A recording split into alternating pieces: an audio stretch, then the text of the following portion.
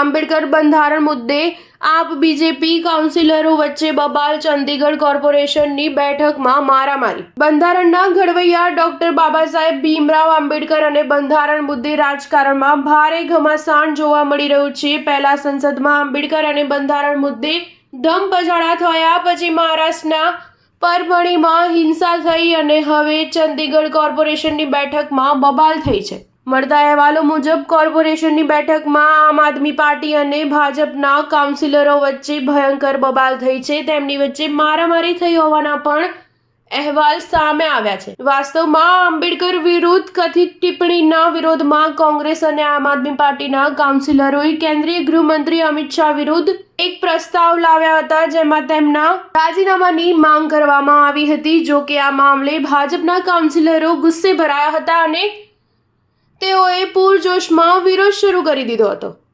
ત્યારબાદ સામસામે ભારે સૂત્રોચ્ચાર થયા, બબાલ શરૂ થઈ અને પછી હિંસક વિરોધ શરૂ થયો, જેમાં કાઉન્સિલો મારામારી પર ઉતરી આવ્યા. ચંદીગઢ કોર્પોરેશનમાં કાઉન્સિલરો વચ્ચેની મારામારીનો વિડીયો સીસીટીવીમાં કેદ થયો છે. ત્યારબાદ આ વિડીયો સોશિયલ મીડિયામાં પણ વાયરલ થવા લાગ્યો. આ વિડીયો કાઉન્સિલો મારામારી કરતા જોવા મળે છે. કેમેરો છતાં કેટલાક કાઉન્સિલરો મારામારી કરતા હતા અને તેઓ અટક્યા પણ નહીં.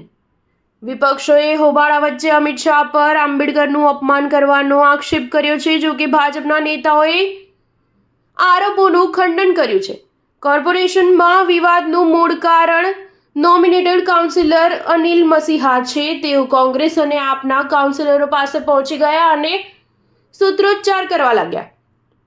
બીજી તરફ બંને પક્ષોના કાઉન્સિલરો મસીહને વોટ ચોર કહી સૂત્રોચ્ચાર કર્યા હતા, જેના કારણે મસીહા ગુસ્સે થયા અને તેઓ વેલમાં જતા રહ્યા હતા.